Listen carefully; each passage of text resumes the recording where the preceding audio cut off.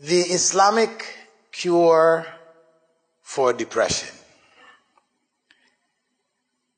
First and foremost, it is important for us to recognize how serious the illness known as depression is. Because sometimes we take it for granted, and actually we mix it up with sadness. And there is a difference between a quantitative difference between sadness and depression. Now, depression involves sadness, but it is sadness to an extreme level. And according to the clinical definitions of depression, it involves particular symptoms, which are identifiable. They've been listed. And, one, before saying, I'm in a state of depression, they should really look at this list and confirm whether what they're talking about is actually depression or not.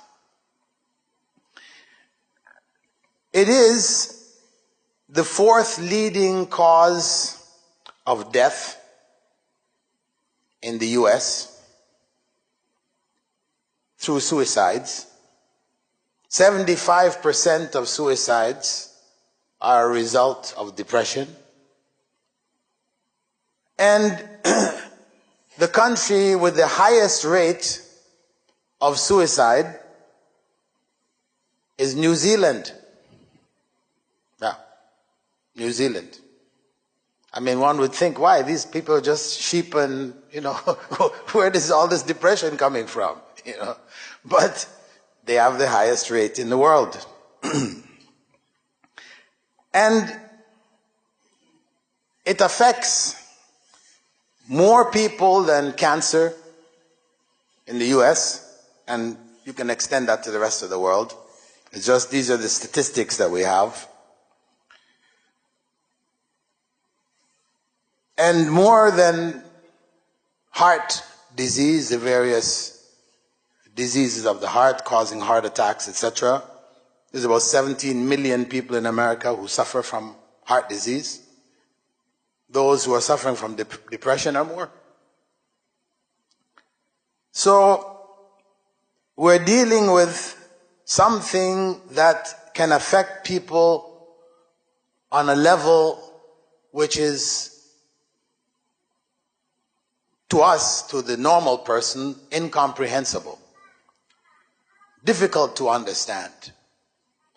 Whether it is a child coming to school, like in the Columbine massacres, a young boy coming to school because he got dumped by his girlfriend. He brings his father's gun collection with him to school, and he starts mowing down his classmates, his teachers, principal. Or we have the case of Adolf Merkel, not related to the current president, who was the 94th richest person in the world. In 2009, he was the 94th richest person in the world. He had a fortune of $8.5 billion. And the depression or recession which took place at that period of time caused him to lose in his investments in Volkswagen $400 million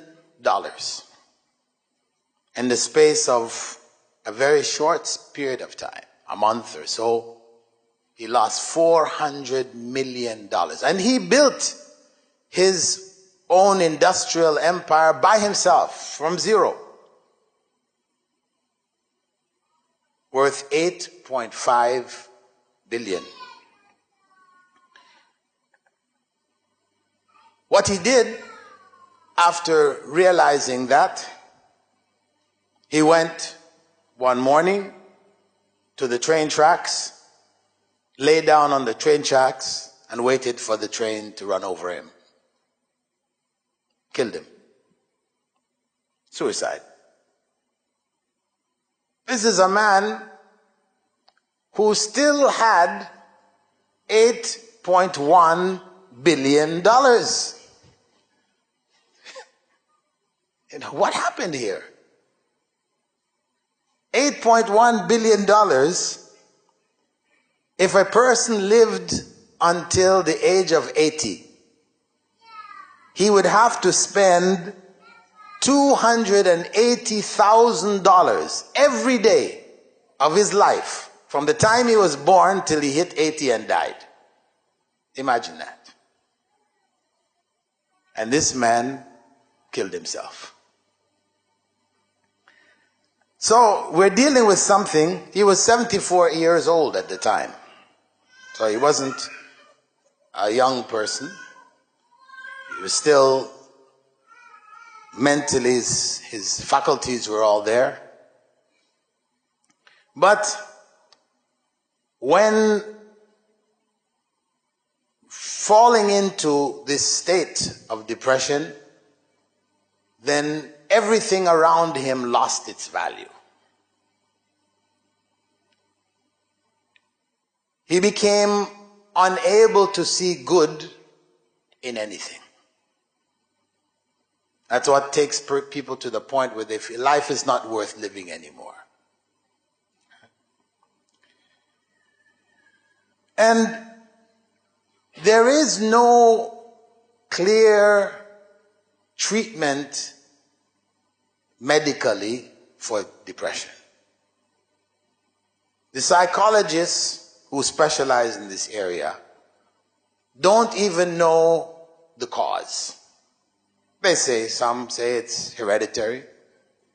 They say they have identified two chemicals, serotonin and dopamine, as two chemicals that if a person is in a state of depression, the quantity goes down. When the quantity comes up, they are in a better state. Actually, what causes the quantity to come up is seen in various treatments that they give, etc. But Islam has provided for Muslims a means to deal with depression as a part and parcel of life. And this is not to say that where people are in states that can't be treated normally, we deny them access to trained psychologists who perhaps can help them. But Islam provides a theoretical basis as well as a practical basis for the treatment of depression. First and foremost, where people have set the goal in life, what is considered to be a good life, as a stress-free life, we need to understand that this is not possible. First and foremost. A stress-free life is no life. When you're dead, stress is gone. in this life. As to the barzakh, that's a whole nother story. Okay? But the point is that we are constantly encouraged through the motivational speakers and writers, etc., and given that carrot, hanging on a stick that we run after, the stress-free life. Be happy.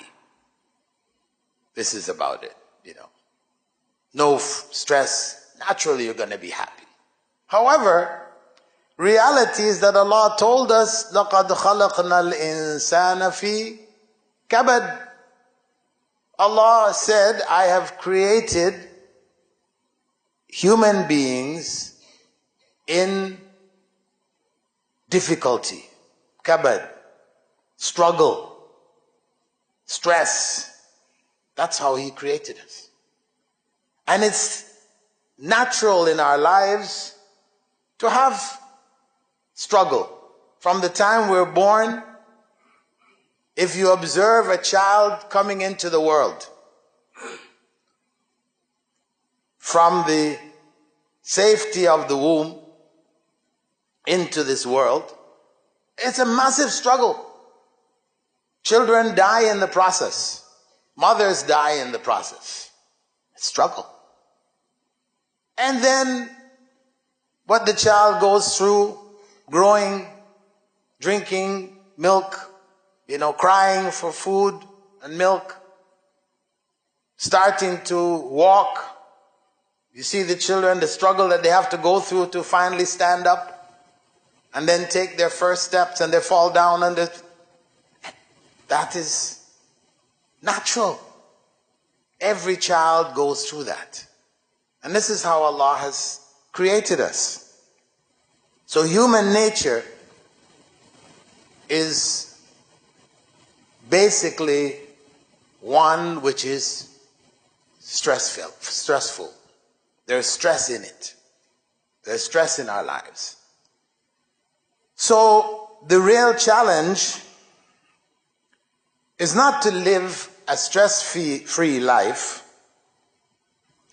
but to know how to handle stress in life. This is the challenge. Not to find a stress-free life, find an island somewhere in the Pacific, coconut tree, and you just lie there in the sand. Tsunami come and wipe you out. No, this is not real life. This is what is sold to us in the media. If you have enough money, you can do that.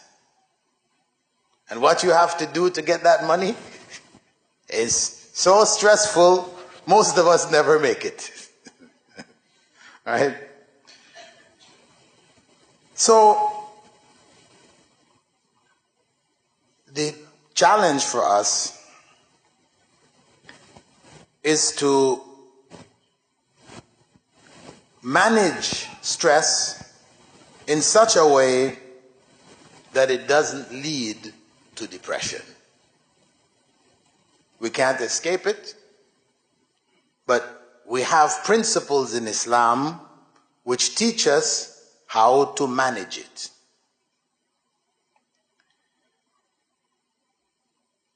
First and foremost, we have an outlook on life. Life, which we said is stressful, it has its ups and its downs. Times when you're happy, times when you're sad. Times when good things are coming, times when bad things are coming. That's just how life is. So the Prophet ﷺ gave us a basic principle on how to deal with the ups and the downs of life. So this is concept which we can apply. He told us that the affair of the believer is amazing, and it's only in the case of the believer. Whenever good comes to him or her, he or she is grateful to Allah, and Allah rewards them for it. And whenever bad comes, they're patient, and Allah rewards them for it.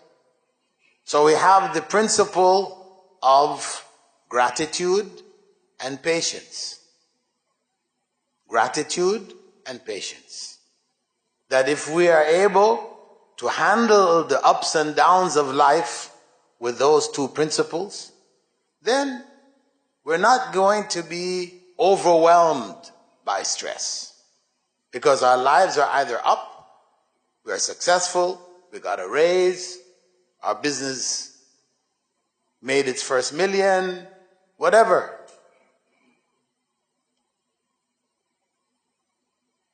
Or the business failed. Customers left. Partner broke the contract, ran away with all the money. All these things are happening. It's one or the other. So, if you're able to deal with it by understanding these principles, then a great portion of stress will be managed in your life. It doesn't mean you don't get sad. Sure, you'll be sad when things didn't go right.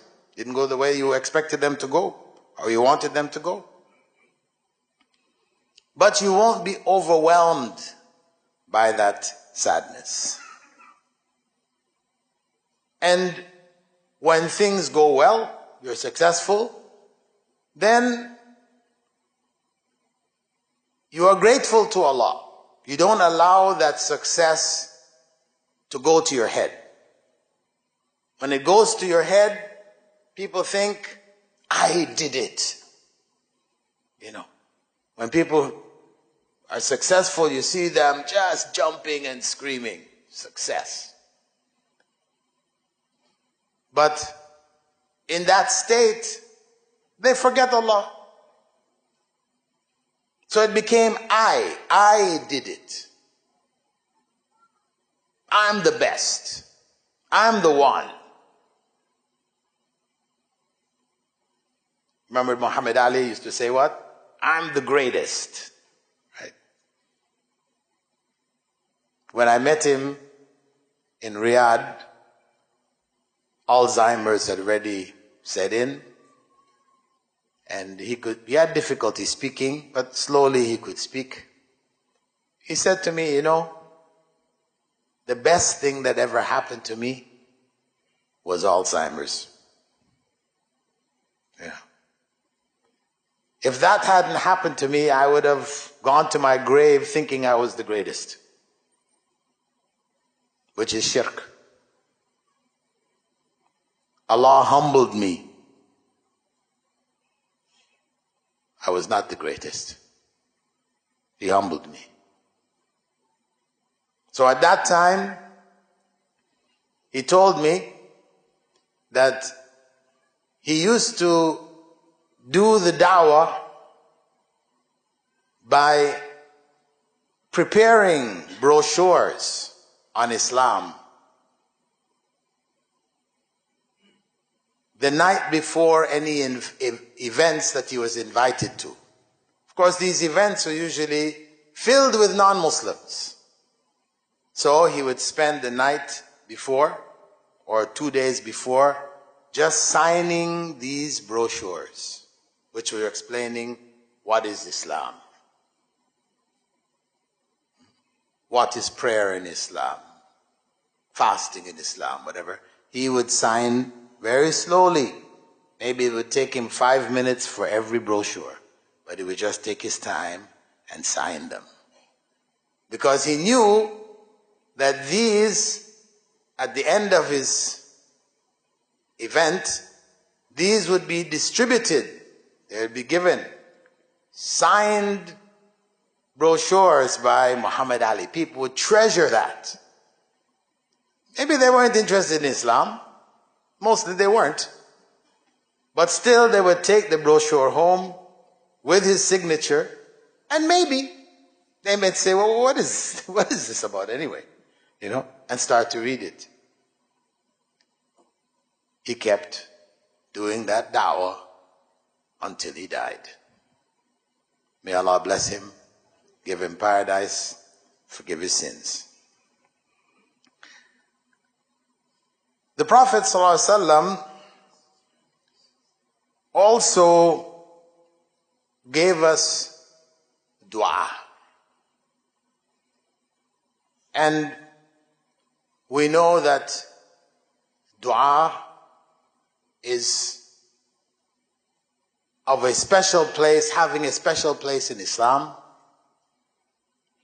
The Prophet ﷺ stressed it to such a degree that he said the only thing that can change qadr is dua.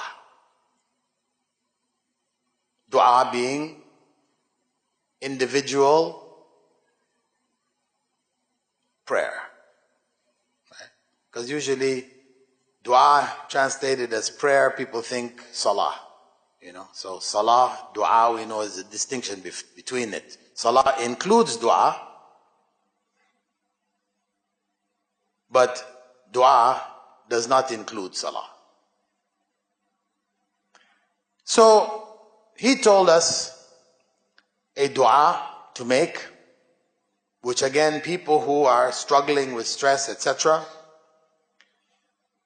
should learn. Allahumma inni a'udhu bika min al-hammi wal-hazan. O Allah, I seek refuge in you from worry and depression. From worry and depression.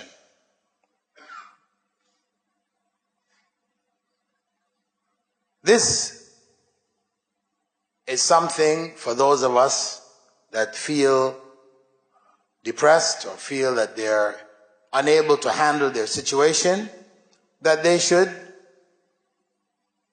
learn this dua. You may say it in English or Bahasa or Arabic. It's nice to say it in Arabic. Help you to learn a little bit more Arabic, to understand it, to understand what it means, but not to say it without knowing what you're saying. Right? We also have another dua, which was the dua of Prophet Yunus, Jonah in English, Dhunnun, title given to him also, where his people rejected him, rejected the message of Islam that he brought, which is the sunnah of the people of all of the prophets. Whenever the prophets came, the people rejected them. Virtually without exception, as far as we know. But eventually, they would win the people over. In the case of Yunus, Prophet Yunus, alayhi salam, his people rejected him continually till he gave up hope. And he abandoned them. Says it's just totally useless. No point. So he tried to get away from where he was. He went on the sea. He got caught in a storm. Everybody knows the story. Fell out, swallowed by a sea creature.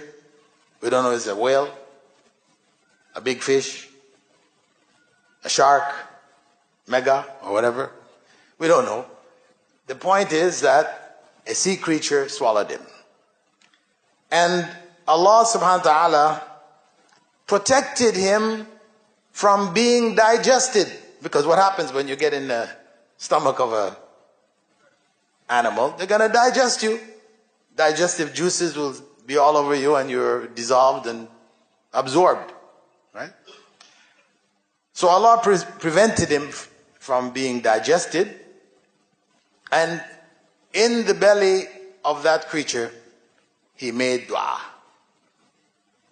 La ilaha illa ant, subhanaka inni kuntu min al-zalimin. This dua, Prophet Muhammad ﷺ said, which means, there's no God worthy of worship but you, may you be glorified. I was and am among the sinful. He repented for the sin, mistake, error that he did by leaving the command that Allah had given him to his people, to go and carry the message to his people. So the Prophet ﷺ had said, Allah will relieve the distress and depression of anyone who makes the prayer of my brother Yunus. That's the promise of the Prophet ﷺ. So again, this is another dua which we should take benefit from to help us in dealing with the depression. And with regards to that incident with Prophet Yunus, there are 4 basic lessons that we should take from it. 1, the need for patience in all of our affairs. We talked about the principles of the ups and the downs. Prophet ﷺ gave us that principle to be grateful when things are good and to be patient when things are bad. Now, most people are impatient. وَخُلِقَ الْإِنسَانُ عَجُولًا. Human beings were created hasty by nature. We want to do things right now, immediately. Impatient. It's our nature. So, those people that have been born by Allah's qadr, having patience from an early age, they're known for their patience. They are few and far between. And they've been blessed, especially. But the vast majority of us are impatient. That's the rest of us, impatient. So, if Allah made the majority of us impatient, and He wants us to be patient, then it must mean that it is possible for us to become patient, even though we are by nature, by our genetic makeup, impatient. So, Prophet Muhammad ﷺ, being the final messenger of Allah subhanahu wa ta'ala to humankind, he didn't leave this world without telling us the formula for learning patience. He told us, وَمَنْ يَتَصَبَّرْ يُصَبِّرْهُ اللَّهُ. Whoever pretends to be patient continually, Allah will give him or her patience. Whoever pretends, meaning you're in a stressful situation, whatever, you're impatient, you want to, but you hold yourself back and you pretend to be patient. Inside, you're not. But on the outside, people say, oh, look how patient so-and-so is. Inside, you're not. You're just fighting it. That if you keep doing that, eventually it will become your nature. This is what the Prophet ﷺ told us. It's just like people who are angry. Actually, it's a general principle that you can apply to all of these characteristics. People who are angry, people just say, that's how I am. I can't help it. You know? They just flare up. But it is possible. If they use that same principle, that when they feel that they're going to explode, they hold themselves back. You know? Inside they're exploding, but externally, you know. But if he keeps or she keeps doing that, eventually they will overcome anger. It's possible. Because Allah is not going to give you a characteristic that you cannot overcome and then punish you for that characteristic. That doesn't make sense. That's unfair. So, all of those higher noble characteristics, which as Muslims we should invite others to and we should ourselves practice, all of these characteristics are attainable. We don't have to say, no, it's only the prophets, only the saintly people, special people. No. Even the most common of people, it's possible. You know, in the time of the Prophet ﷺ, there was one companion who nobody knew as a notable person. There's even doubt about exactly what his name was. But on one occasion when the Prophet ﷺ was sitting in a circle with his companions and he walked in the masjid, just before he walked in, the Prophet ﷺ said to all of the companions there, the next person who walks into the masjid will be from the people of paradise. So they all looked to see who was coming in. And in walked this companion.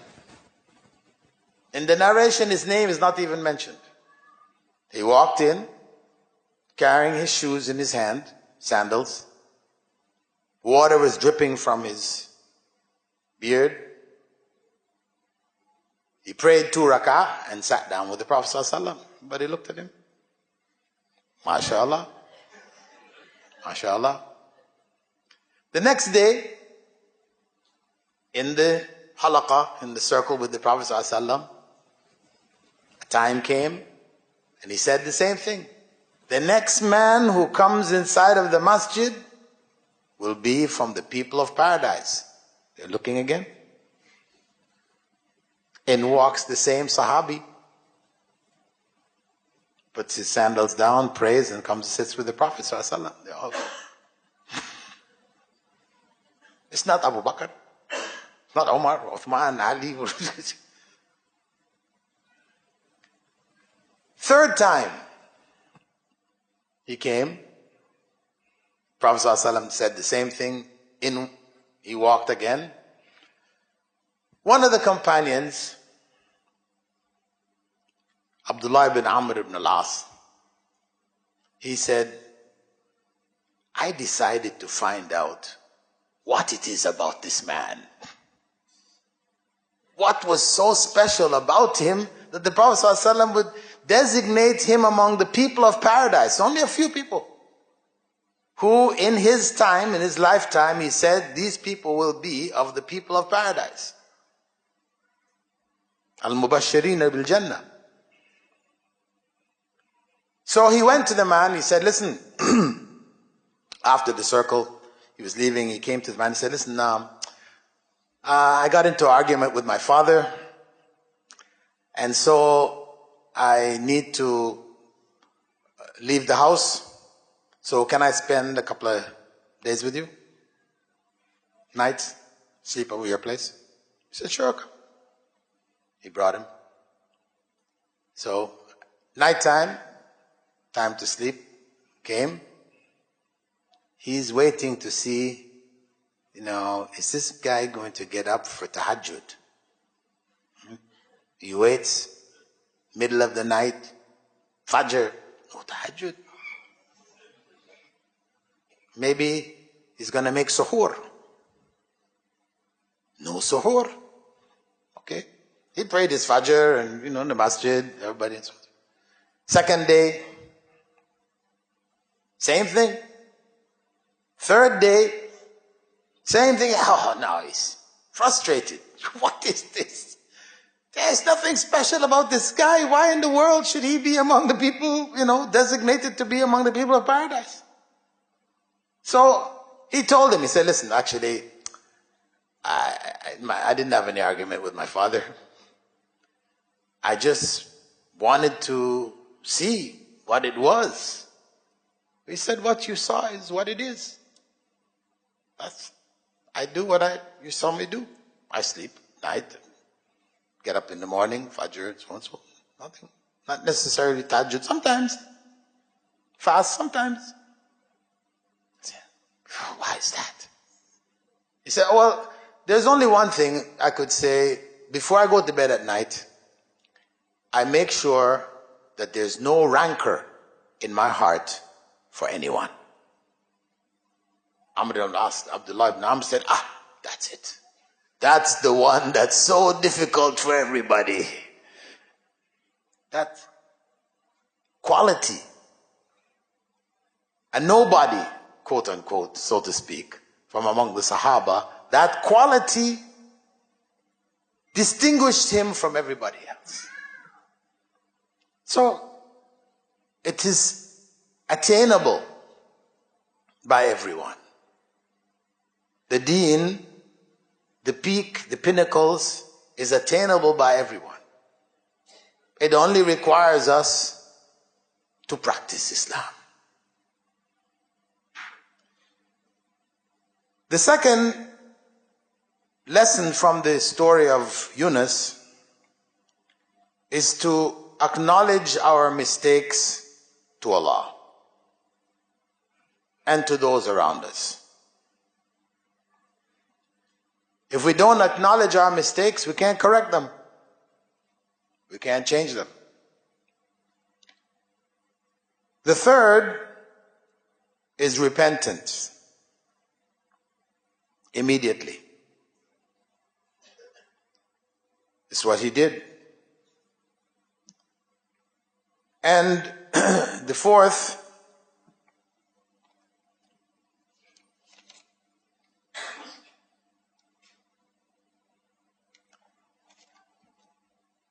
is to glorify Allah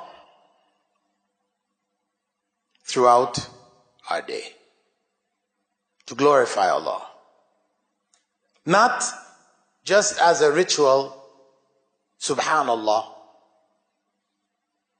We repeat it culturally many times after each prayer, etc.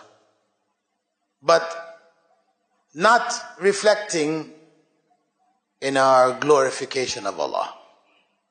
Because without reflection, it is useless.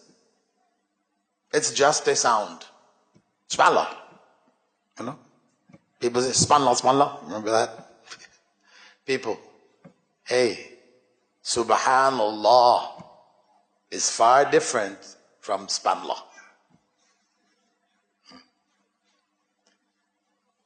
To be serious in that sense. So, from Prophet Yunus, we learn those principles, all of which create a personality capable of dealing with stress, handling stress, not escaping it, but handling it. Sadness,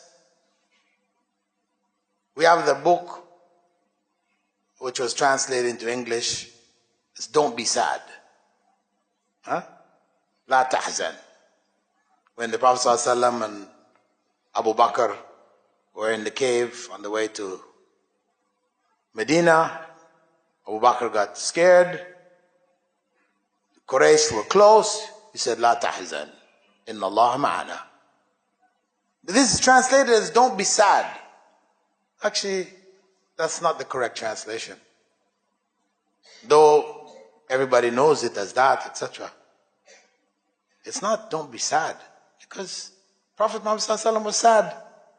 When his son died in Medina, when his son died, tears came down his cheek. He was sad. We have, by our nature, times when we're sad and we will feel sad. So to say don't be sad, no. Don't be depressed. That is the better translation. Don't be depressed. Don't be overwhelmed by sadness,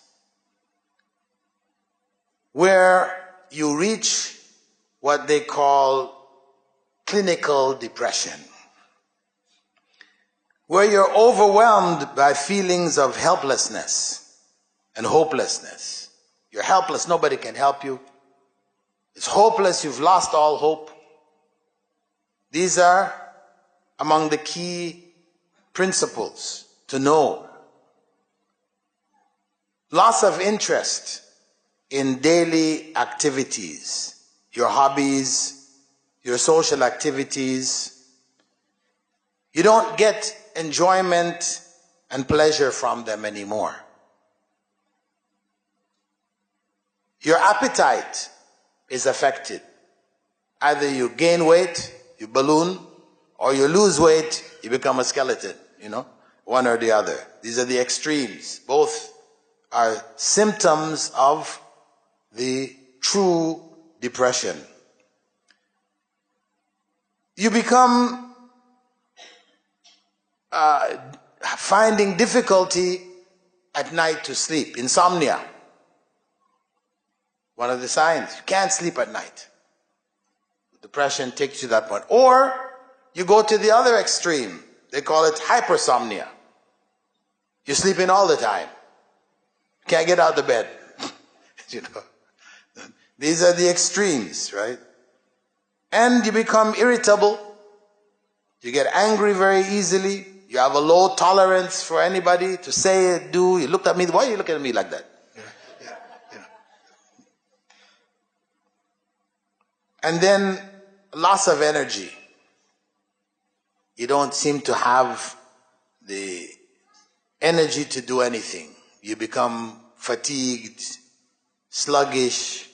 You just want to find a corner and die. That's it. So these are the signs of real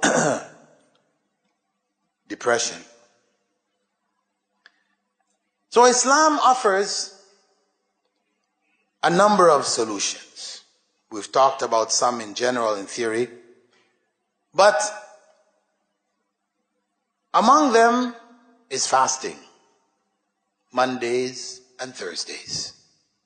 Fasting. Where is fasting from depression? Well, when you're depressed, you feel a loss of control. Like your life is just spinning out, falling down. There's no way to stop things from happening. You've lost control of your life. People are depressed is a common expression that they say, I don't feel I have control over my life anymore. My life is just spinning out of control. What fasting does, it gives you control. What is fasting but control? Isn't it? The essence of fasting is control. So, you control the time when you eat, your suhoor. You control the time when you break your fast, your iftar. That gives you a sense of taking hold of your life. You've got it under control. That can help. Demonstrating gratitude through sujood al-shukr. I talked about it before when I visited you guys. That's one very important way. Because gratitude through sujood al-shukr, where you prostrate without necessarily having wudu, doesn't have to be in the direction of the qibla. You just go into prostration, especially when something good happens in your life. That's the norm. But for people who are already depressed, then they need to go and prostrate and find the good things in their lives. Go down and prostrate and think about. Stay down there till you can remember something good in your life. That very day, or yesterday, if you can't find anything today. But actually every day there's something. But you stay down there until it comes to your mind. And every day you go ahead and you do sujood al-shukr, remembering other things which were good. And you keep doing that day after day after day, eventually your outlook will change. Because where you thought there was no good, because this was the problem. When you feel there's no good in your life, and in reality there is plenty of good. There are always people far worse off than we are. So you just need to reconnect with the good that is in your life. So when you have that consciousness of the good, then that can start to change your whole mentality, your expression, your energy, all of that can start to change. And of course, our dua, the two duas we mentioned, and others. And we also have belief in qadr, the sixth pillar of Iman, reflecting on it, as the Prophet ﷺ, had told us that 50,000 years before this world was created, Allah instructed a writing instrument to write. And it asked Allah, what should it write? And Allah told it to write everything that was and would be. So whatever has happened to our lives and in our lives, it was already written, already there. It's just for us to handle it. The good of it and the relative evil of it. As the Prophet ﷺ said, belief in the qadr, it's good, khayrihi wa sharri. The good of it and evil. But the evil is relative to us, because Allah is not evil. Whatever Allah has created is good. It is us who end up in evil by violating the rules, disobeying, disbelieving, etc. So, coming to grips with qadr is also important mentally to help us deal with depression.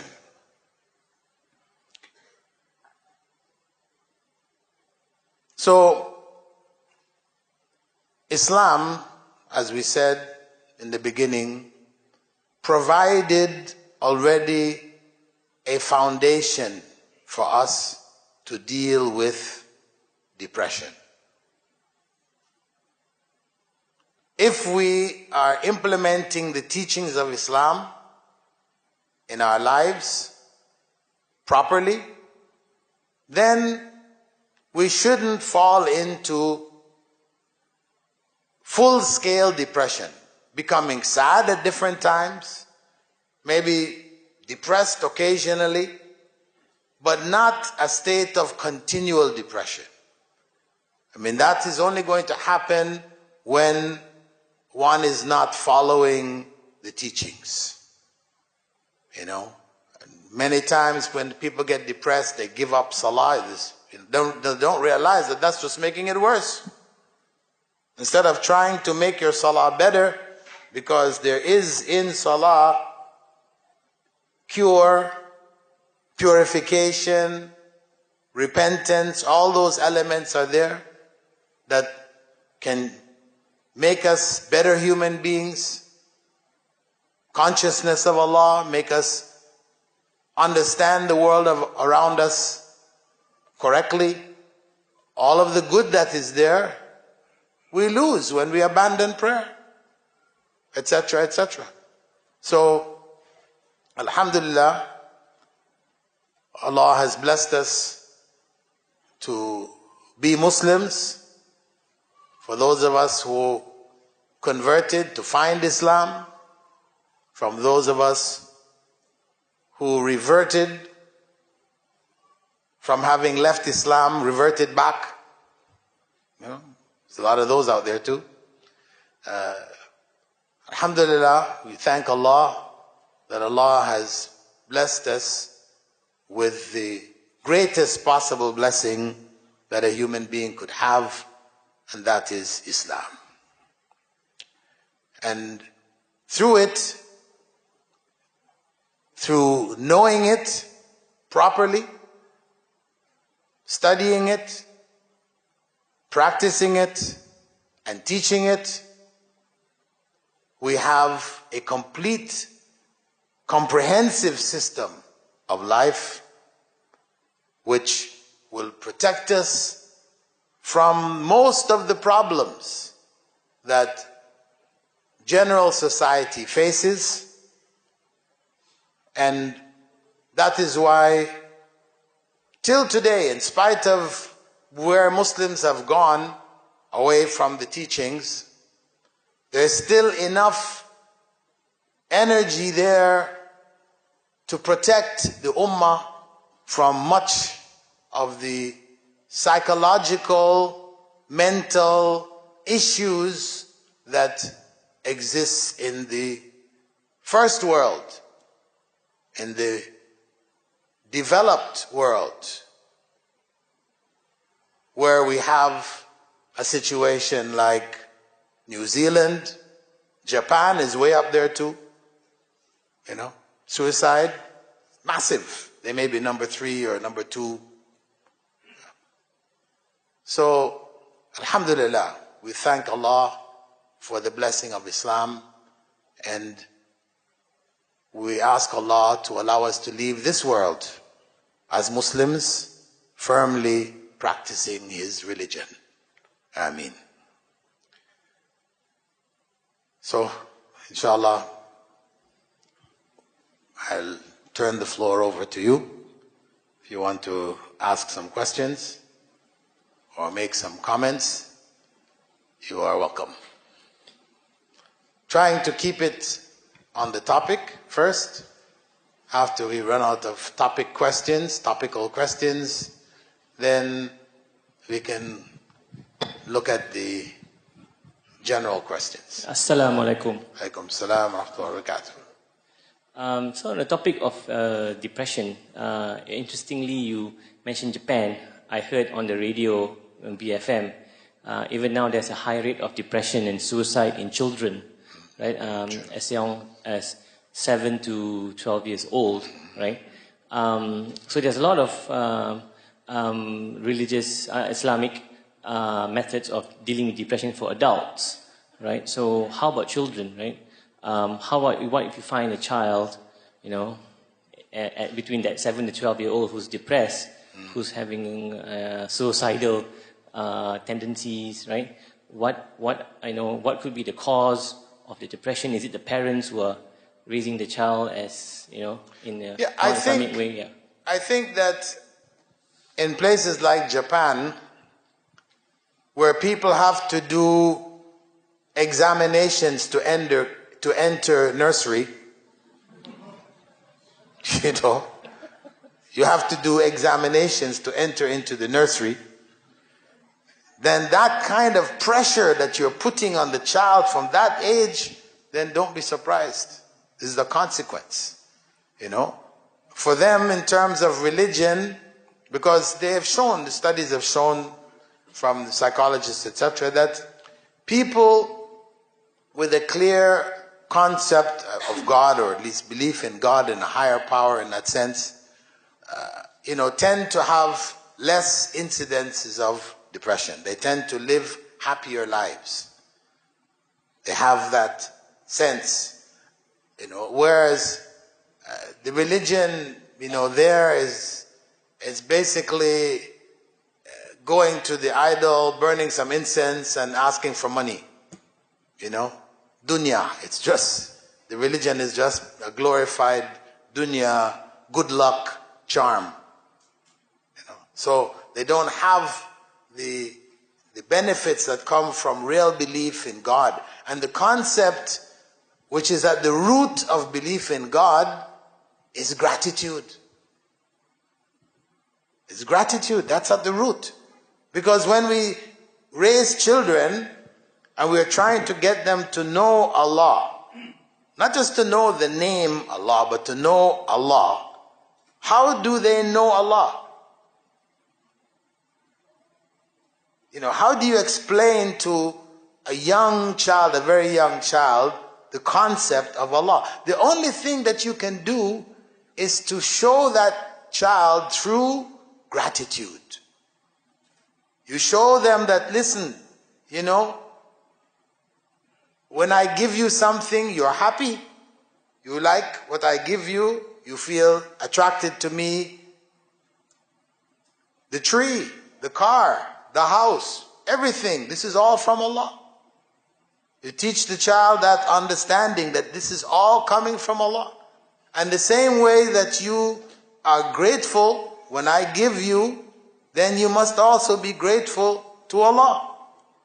That's very important. In fact, I would say it is the most important concept that the young children, when their brains, their minds have reached that point of understanding, to teach them.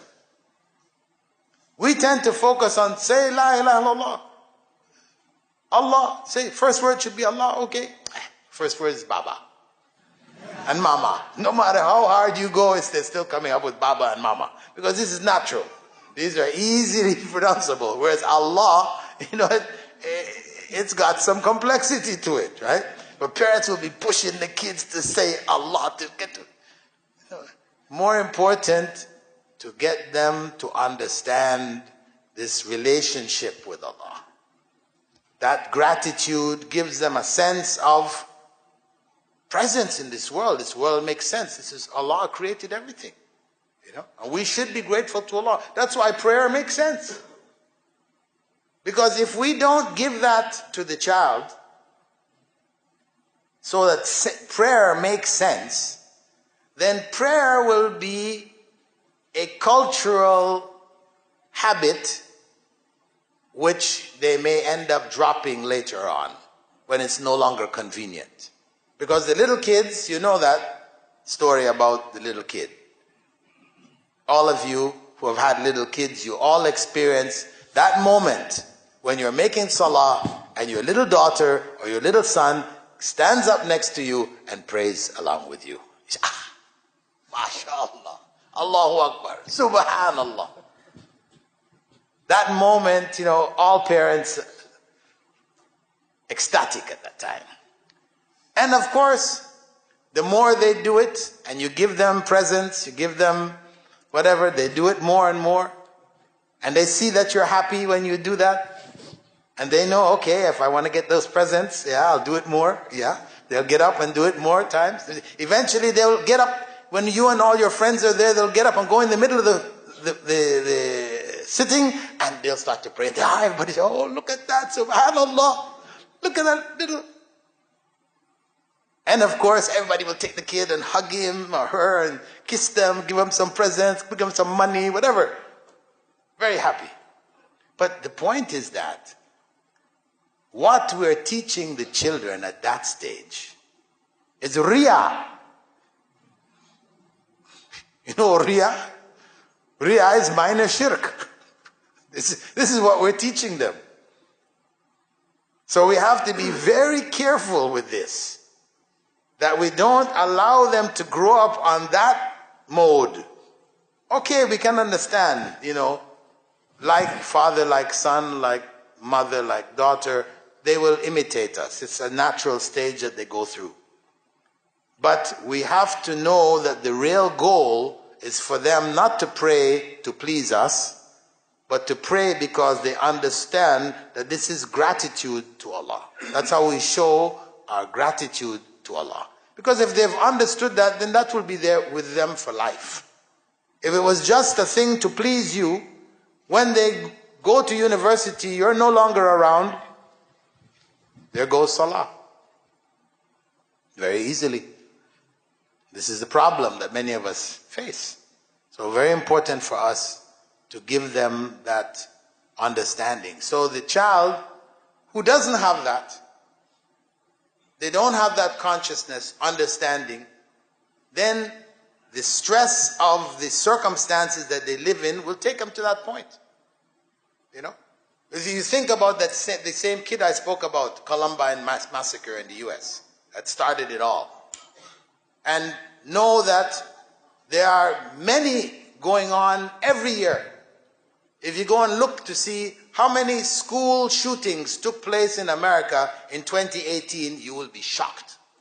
They don't even report it anymore. It's so many. It's not big news anymore, But it's just spread out. Where did this come from? Where did that come from? That child had no consciousness of Allah. No consciousness of right and wrong. All he knew is that I was hurt and I need to hurt some people. That's all. That is the consequence of secularized education. That morality is taken out of it, and what you're left with is just the law of the jungle.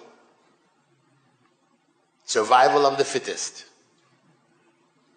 So, this is very important, for us to make sure that our children have that understanding, and when it isn't there, don't be surprised what our children can do, are capable of.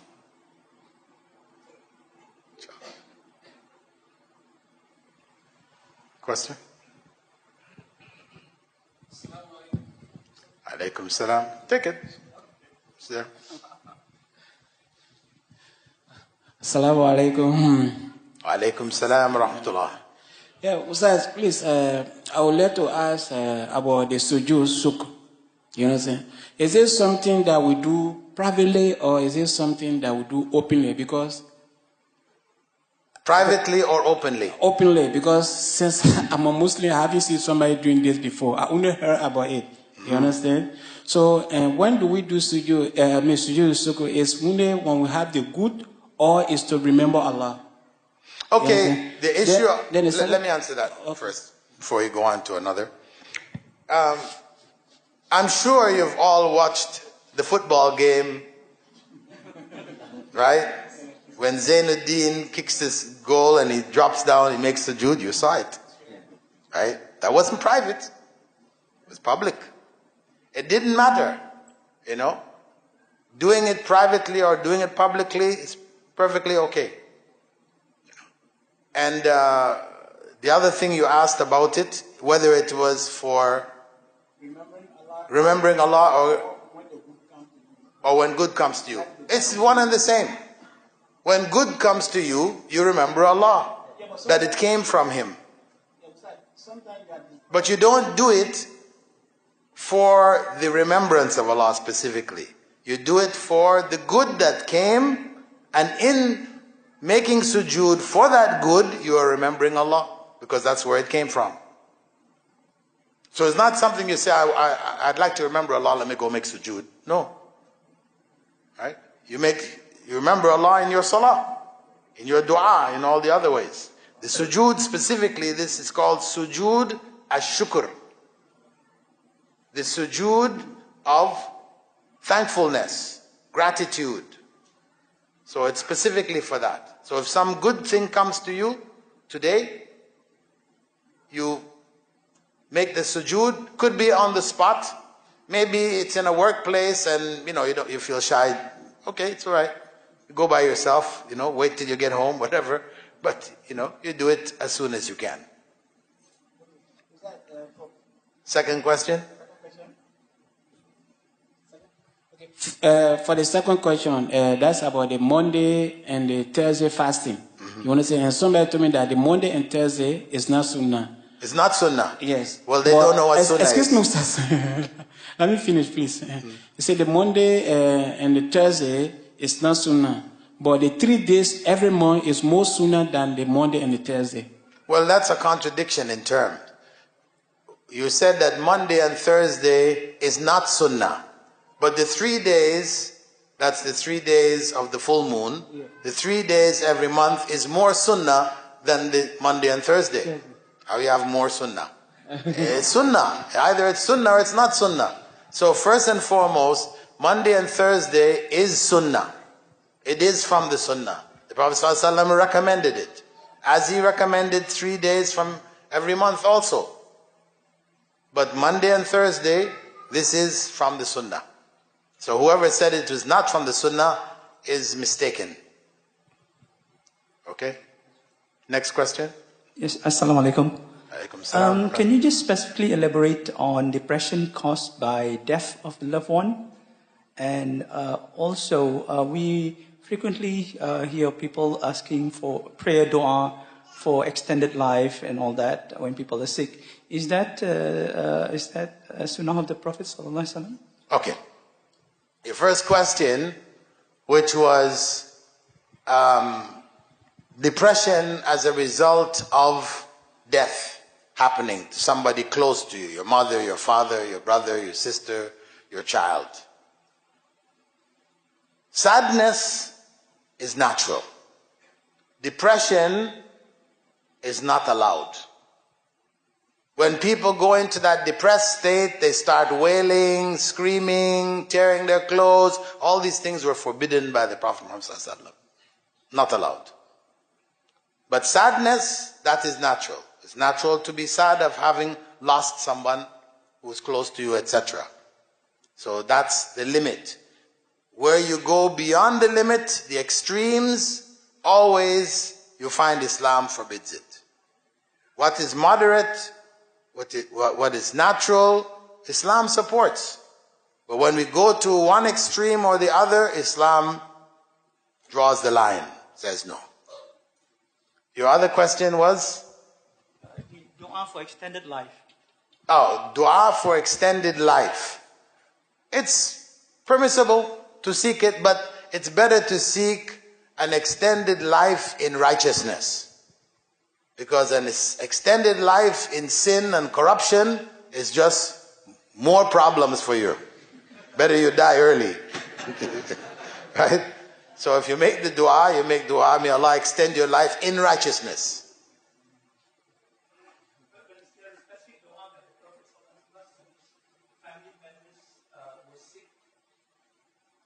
Yeah, he had du'as for people who were sick, asking Allah to cure them, to heal them, all these, yeah. We don't just say, oh, it's Allah's qadar, we don't make dua for them, because that's what Allah wants. No, we make dua for them.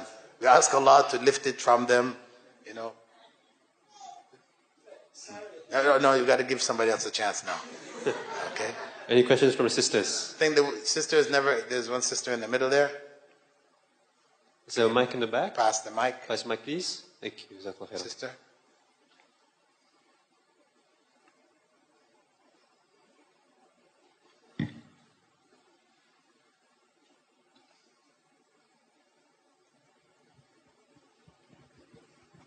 Assalamu alaikum. Wa alaikum salam wa rahmatullahi wa barakatuh. I just wanted to ask that if one is not satisfied with things, then will they not be satisfied with Allah's qadr as well?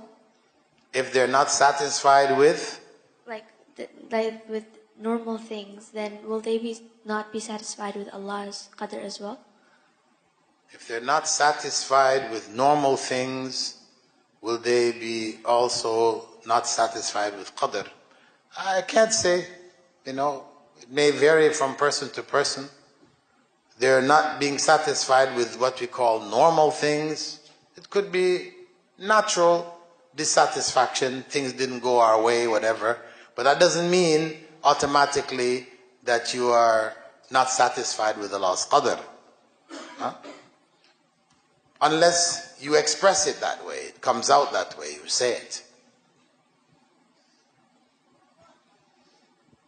Further question? Question from sister in the back. Besides? Mic, please. Thank you. Assalamu alaikum.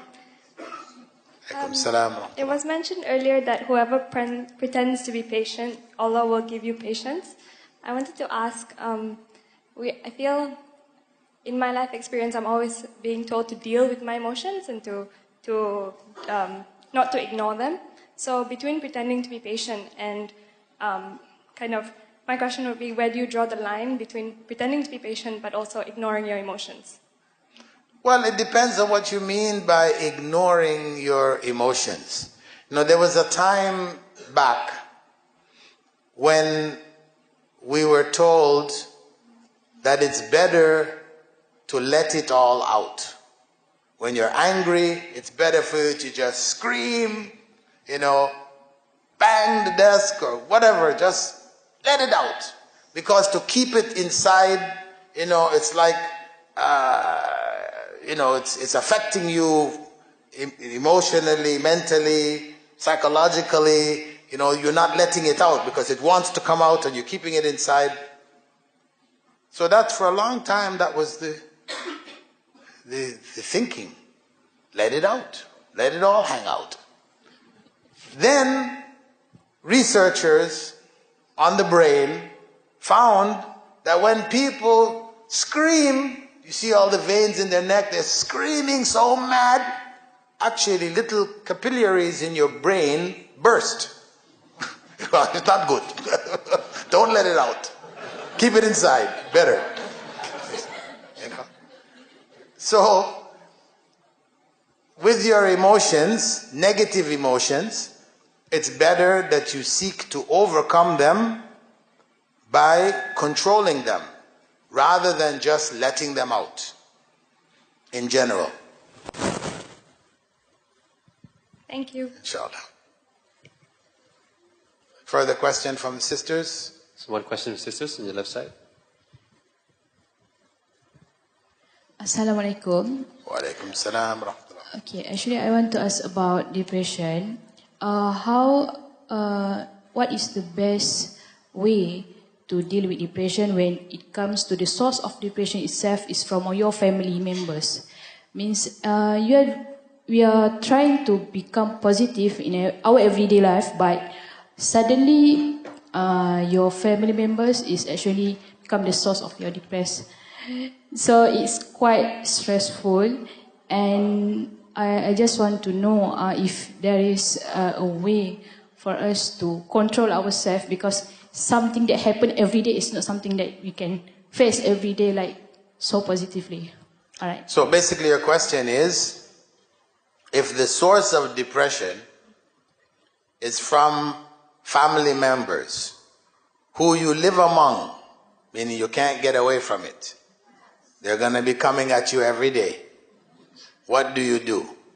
Are you justified in packing your bags? Well, if that's the only way to deal with it, yeah. Go live with another relative, whatever,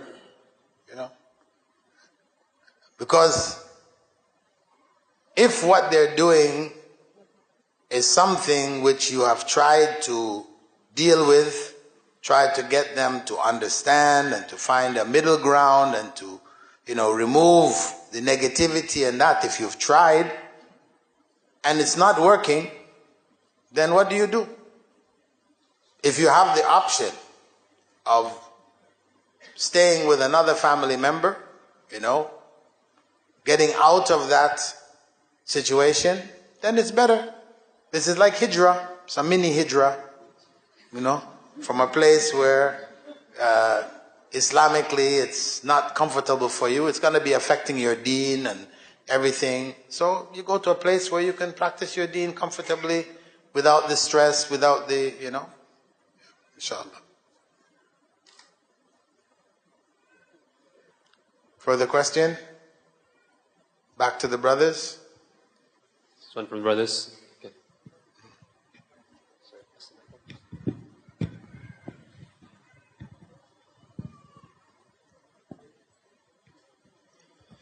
Assalamu alaikum, Sheikh. There was an incident in UK. A very strong brother who was a practicing brother.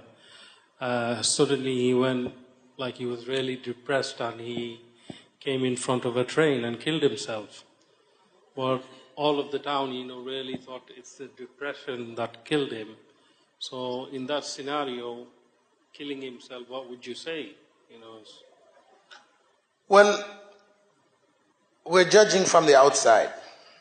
We don't know what was actually going on. You've got a general description. We would say the illness killed him. The illness. He was really depressed because before that, he was really good. Prayed 5 times a day. He was a practicing brother. But, internally he had some things that people around him didn't see, were not aware of. Of course, normally the Prophet ﷺ had said whoever kills himself or herself will find themselves in the hellfire repeatedly doing it over again. So it's a major sin, right? And even you're not even supposed to make salah for them. But where it is from a medical, clinical state which has caused him to do this, and this is just out of his normal behavioral pattern, then we can say that, this was not his choice, but due to mental illness, this took place. Once that's determined, then he's treated as just a Muslim who died. And you pray for him and everything else. Jazakallah khair. Inshallah.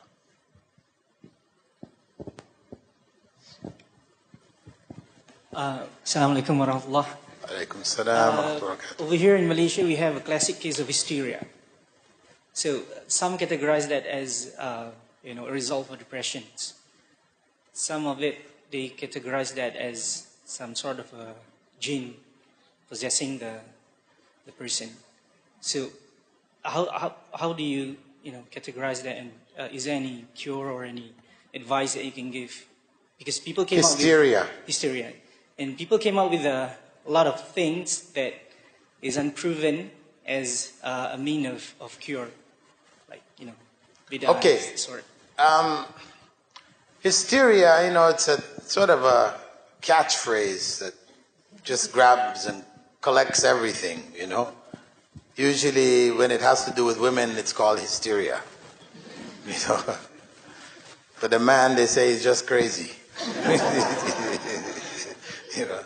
So, where it is something real, in that possession is a reality, it's a possibility which can take place, but the number of cases of possession from my research indicates that the percentage is very small, maybe only 10 or 15%. Most of the other cases tend to be psychological, and then you have people who play on these psychological weaknesses, etc., saying it is the jinn, basically everybody who, is brought to them with any problem, it's the jinn, and then they have special medicines that they've prepared, water, holy water. We don't have any holy water, but all of a sudden these guys have holy water, and the prices vary depending on who read over the water. If it was Sheikh Sudais, it's going to cost you serious money, You know, if it was only Sheikh so-and-so, you know, in the masjid, it's less. It became, you know, a business, you know, and challenging that business, you know, can be a big challenge in itself, you know, where people speak out against it, these practices, because it's so widespread today. You know? But the main thing is just to try to educate people to deal with these situations according to what is there in the Quran and the Sunnah. We have all those steps and things that I mentioned, that this is the proper way to deal with it. And if you have issues that you think may actually be an issue of the jinn, etc., then you take them to somebody who is firm on the Quran and Sunnah, you know, and who has not, you know, taken it, you know, as a trickery, which they use to fool people and take their money for nothing.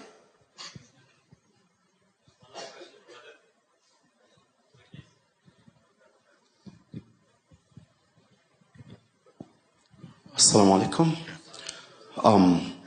Thank you very much for the great lectures tonight.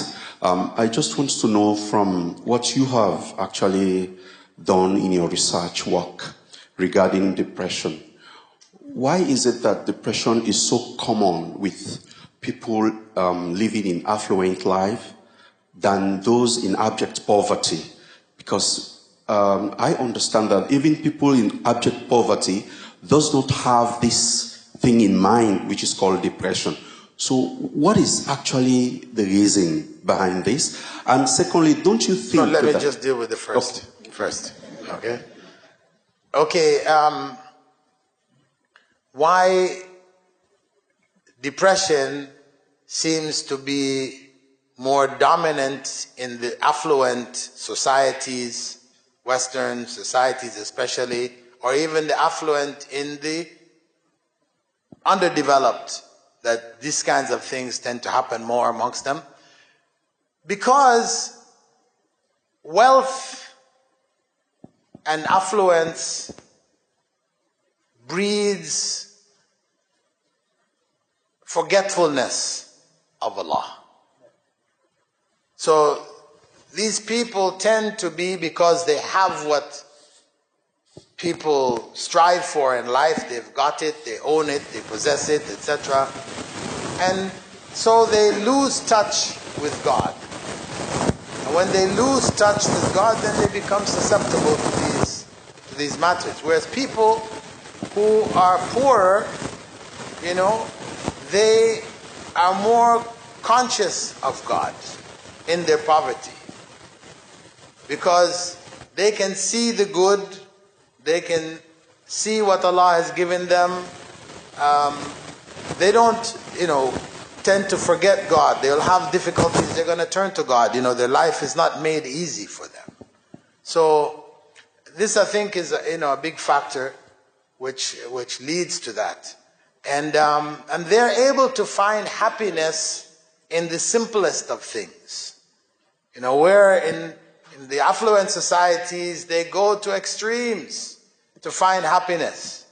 You know, to the point where they're tying rubber bands around their feet and jumping off mountains. What kind of happiness is this? You know, the people in the third world, in the poor world, this is madness. That's crazy. You know? Who would want to do that? What if it broke? You know? But it's a whole, so they are going to extremes to try to find a thrill. The simple people, you know, they can find that in, you know, rain coming, the crops, you know, growing well. They can find happiness from the simplest of things. And I remember, this reminds me of a newspaper article I remember seeing years back. It was during the civil war in Somalia, and the picture in the picture there was two Americans. They were taking off their boots, and there was a little masjid behind them, And the newspaper correspondent was asking them, why would you accept Islam in the middle of this civil war in Somalia? So they said, these people, in spite of the poverty and the war, etc., they smile. They can still find happiness here. They can still smile, etc. They remembered, one from New York, saying, going to the train, all you have to do is get in the subway, the train, you're going to work, and you look around and the faces of the people, everybody is like, it's like going to work is just so painful. There's just suffering, No, if anybody smiles at you, say, what does he want? He wants to take my purse, or there's no sense of friendliness and openness and happiness, real happiness in that sense. It's artificial, So they could appreciate that in spite, that's what touched them, the two of them, that in spite of what was going on, civil war, people dying left and right, these people were still able to smile, to be cheerful, to share with them what little they had, and so on and so. Same thing, I heard that also from some of the soldiers that accepted Islam after the Gulf War. They mentioned how this is the first Gulf War in '91. Okay, they said that they would be on the desert in maneuvers close to the border with Kuwait, right? And they're loaded with all of their stuff, and and they would be, doing the maneuvers on the sand, going up here, there, and they would come across a Bedouin. Bedouin would be sitting there, he's got his tent, he's got his camel tied up, he's brewing some tea, and they'll call them over. They would look, what does he want? Check, double check, make sure their guns are. They would come. He couldn't speak a word of English. Of course, they don't know any Arabic. But they understood the sign. They'll come, they'll sit down, they cook some tea up for them, give them tea. And they would drink the tea and smile, they would smile, and they would leave. And it's just, how could they be so trusting? This is wartime. War is going on there in Iraq at the time. This is war. They're so trusting. Could offer. Obviously, he doesn't have very much. He's just got a tent and, a camel and giving tea. In America, people don't share. If you're eating and somebody comes to your house, you close the living room, they stay on the other side. You finish your food, then you go sit with them. Right? The idea of sharing is not very much there. You don't share with others. But whereas in the third world, people share whatever little they have, they share with others. Gladly, happily. So that happiness, that state of well-being remains among the people who are living simple lives, very basic lives, etc., that is lost from those whose lives become complicated. You're not living in a little house, there's another person, your neighbor, and so on. So now you're in an apartment building, and you're just in a little apartment, which you don't know the people beside you on the right, on the left. You might see them in the elevator when you're going down. You don't even communicate with them. So somebody, I read of how many cases people will die in their apartment. Nobody will know until the stink comes out from under the door. Finally they say, what's that? Call the, 911 and come. They break down the door, the man's dead. He's been dead for 2 weeks. Nobody knew. That's a whole nother life. A life that doesn't breed,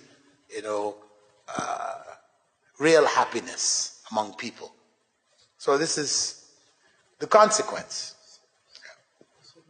And the other issue is how do you, as an Islamic scholar or your other colleagues, Islamic scholars, do you help to manage this issue in the world? Because it is becoming very serious now.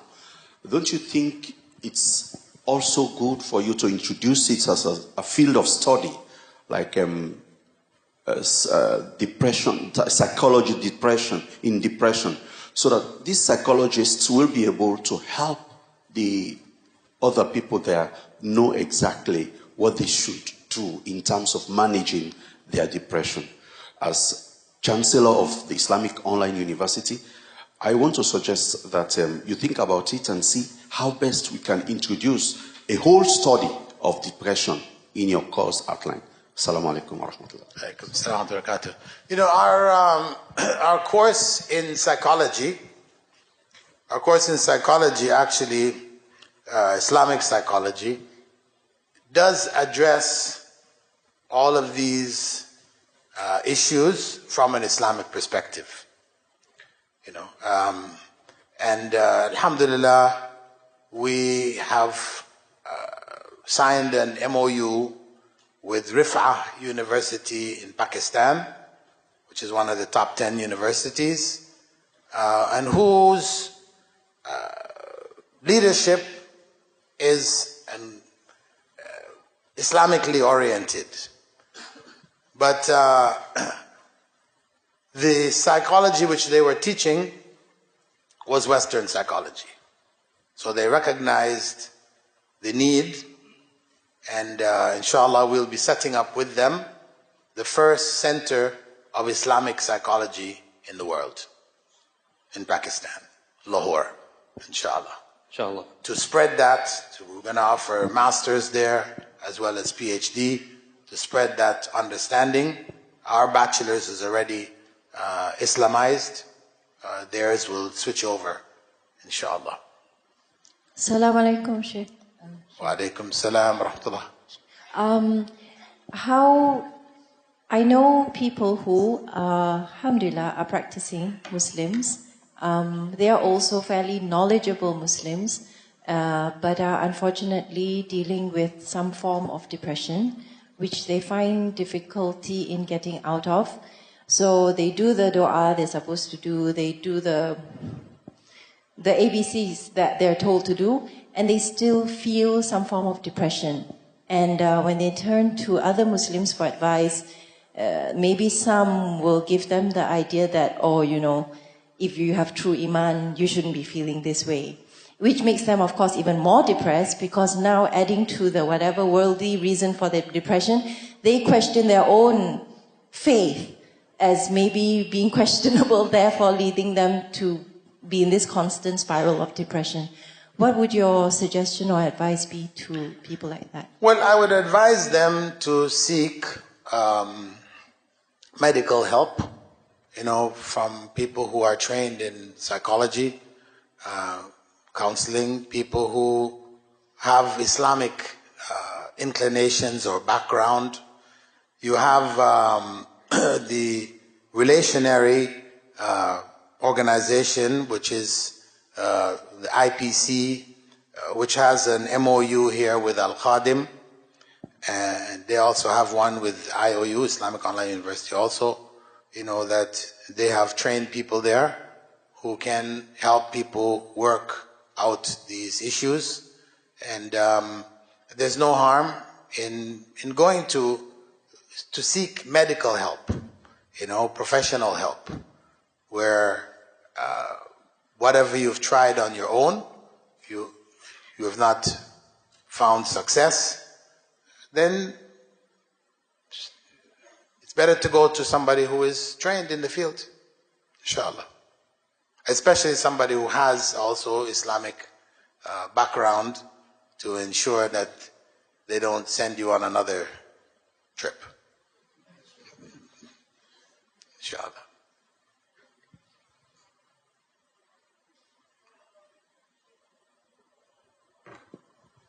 Assalamu alaikum. I would like to ask, during the Prophet ﷺ time, is there any companion who facing this depression and how they deal with it, how Prophet helped them to deal with it? Thank you.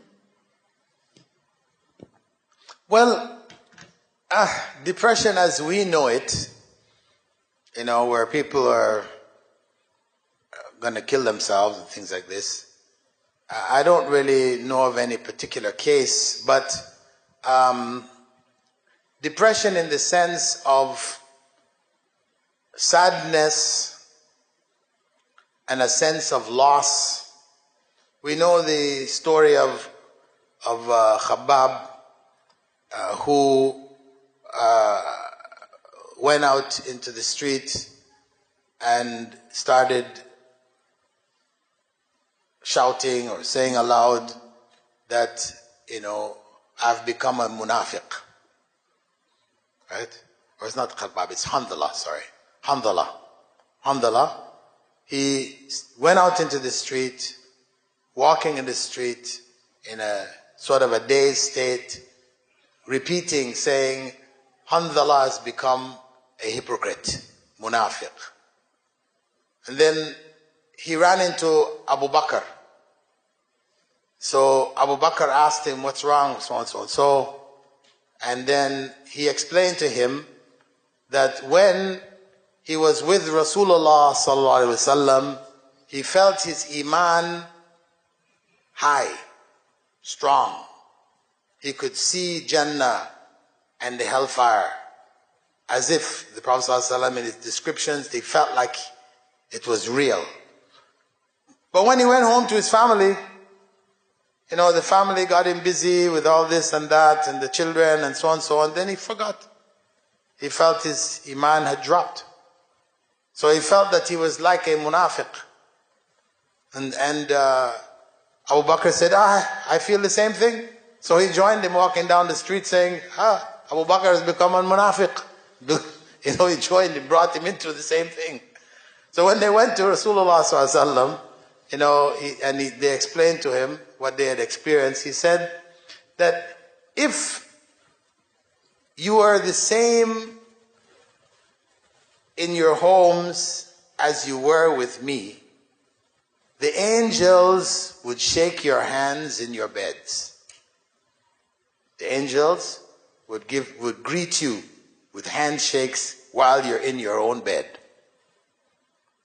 But this life, there has to be time for the deen, there has to be also time for the dunya, for the family, etc. So it is not an unnatural state to be in. It is natural that you're going to be stronger when you're in the presence of Rasulullah sallallahu alaihi wasallam and be weaker when you're there with your family. So he clarified, in other words, where people felt that way, he would ask questions, get background information from them, and then advise them, how to look at their situation correctly. So, Jazakumullah khairan for the questions. I believe we have run out of time. Thank you, Sheikh, Doctor, for attending to our questions. And we hope everyone will benefit from today's lecture. Inshallah, please do share the insights with your friends, and especially for those who you think may seem to be dealing with this issue. And once again, on behalf of Al-Khaadem, we would like to thank Dr. Phillips for speaking here today. Thank you everyone for coming. Assalamu alaikum wa rahmatullahi wa barakatuh.